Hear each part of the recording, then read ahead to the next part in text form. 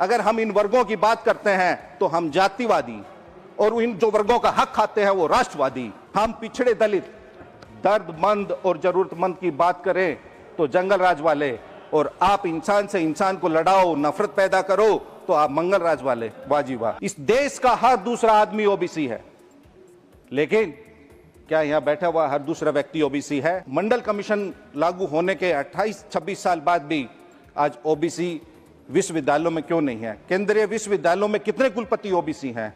कितने HOD OBC हैं? इन्होंने एक नया फिल्टर लगा दिया है, एनएफएस, नॉट फाउंड सुटेबल। देश के हर दूसरा आदमी ओबीसी है और इन लोगों को एक काबिल ओबीसी नहीं मिलता। क्या इस देश के सार्वजनिक उपकरणों में ओबीसी निर्णायक पदों पर है?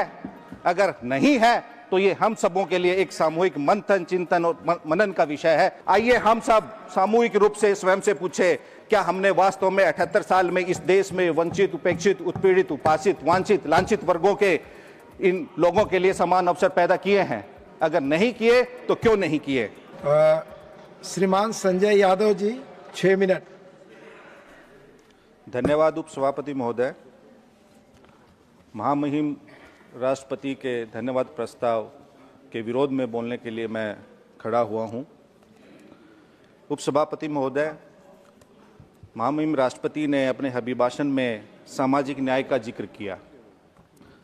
हम सब जानते हैं कि भारत का संविधान हमें समानता की गारंटी देता है। फिर भी ये दुर्भाग्य है कि आज देश का एससी, एसटी और ओबीसी और इन वर्गों के लाखों लोग आज भी व्यवस्थागत रूप से अवसरों से वंचित हैं।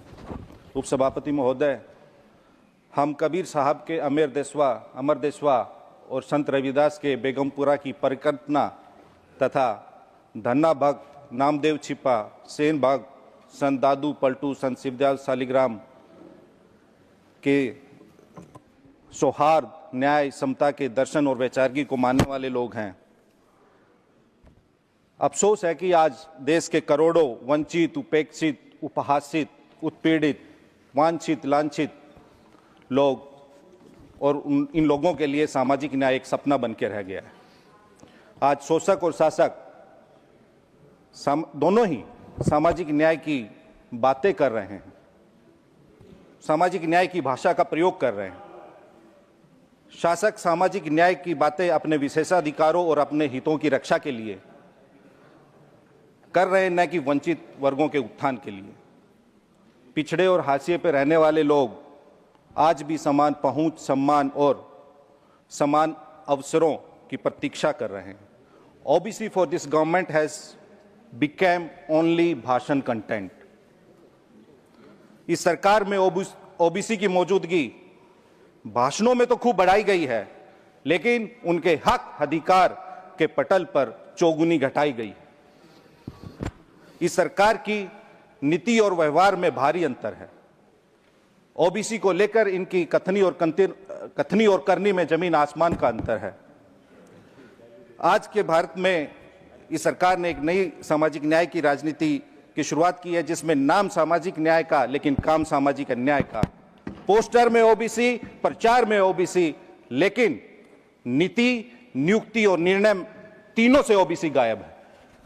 महोदय, इस देश की आबादी का 60% लगभग ओबीसी है। क्या ओबीसी के साथ सच में इंसाफ हो रहा है? ओबीसी आधे से ज्यादा फिर भी अपना हक नहीं पाता।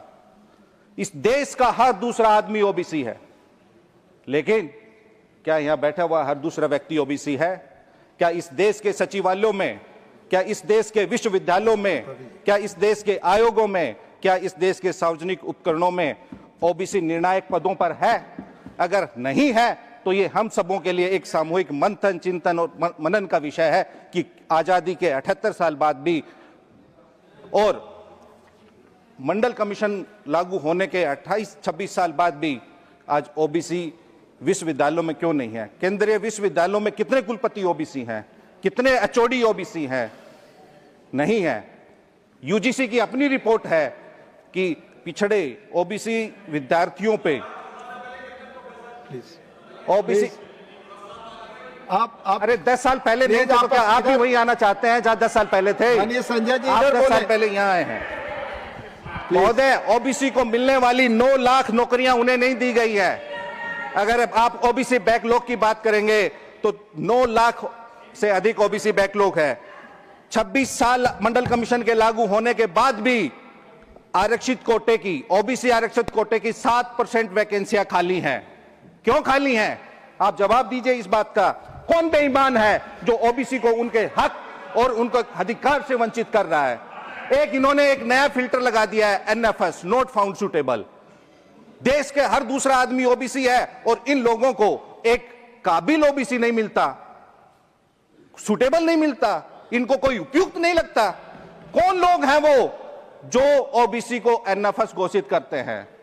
महोदय, उन लोगों की सामाजिक पृष्ठभूमि देखनी चाहिए, उन लोगों की जांच करनी चाहिए सामाजिक पृष्ठभूमि जो लोग जन्म से अपने आप को श्रेष्ठ समझने के अहंकार में पले बढ़े हैं, जो अपने ओबीसी को अपने से नीचे को तुच्छ मानते हैं, उनको लगता है कि सब लोग एनएफएस हैं। अगर ओबीसी, इस देश का हर दूसरा आदमी आपको एनएफएस लगता है तो आप उसको अपने बराबर लाने के लिए क्या कर रही है, आपको इसमें मेंशन करना चाहिए। 9 लाख उनके पद रिक्त क्यों हैं, इसका आपको, ओबीसी का जो बात आती है, इतना न्यायिक हस्तक्षेप बढ़ जाता है। ओबीसी के मसले वर्षों वर्षों से कोर्ट में पड़े हैं, सारी रिपोर्ट्स देते हैं। महोदय, बीजेपी शासित राज्यों में ओबीसी समुदाय के लोगों के साथ जबरन उनका घर तोड़ने, बिना नोटिस कार्रवाई करने और भेदभाव की खबरें सामने आ रही हैं, जो सीधे तौर पे उनके संवैधानिक अधिकारों का हनन है। शासित वर्ग, विशेष रूप से पिछड़े, दलित और वंचित अभी भी न्याय की प्रतीक्षा कर रहे हैं। न्याय की राह अभी दूर दूर तक नहीं खुली है। दिखावटी उपाय तो किए जा रहे हैं, लेकिन शिक्षा, स्वास्थ्य, सेवा और रोजगार में व्याप्त गहरी असमानताएं अभी भी उलझी हैं। आइए हम सब सामूहिक रूप से स्वयं से पूछे, क्या हमने वास्तव में 78 साल में इस देश में वंचित, उपेक्षित, उत्पीड़ित, उपासित, वांछित, लांछित वर्गों के इन लोगों के लिए समान अवसर पैदा किए हैं? अगर नहीं किए तो क्यों नहीं किए? जवाब है नहीं। हम अगर इनकी बात कर, महोदय मैं अपनी बात खत्म कर रहा हूं, अगर हम इन वर्गों की बात करते हैं तो हम जातिवादी, और इन जो वर्गों का हक खाते हैं वो राष्ट्रवादी। हम पिछड़े, दलित, दर्दमंद और जरूरतमंद की बात करें तो जंगल राज वाले, और आप इंसान से इंसान को लड़ाओ, नफरत पैदा करो तो आप मंगल राज वाले। वाह जी वाह। यह लड़ाई केवल ओबीसी की समान प्रतिनिधित्व सुनिश्चित करने के लिए नहीं है महोदय, बल्कि यह सामाजिक गतिशीलता और गरिमा, समावेश और एक ऐसे भविष्य के लिए है जहां कोई भी हमारा साथी चाहे किसी वर्ग का हो पीछे ना छूटे। आप समय देने के लिए महोदय बहुत बहुत धन्यवाद।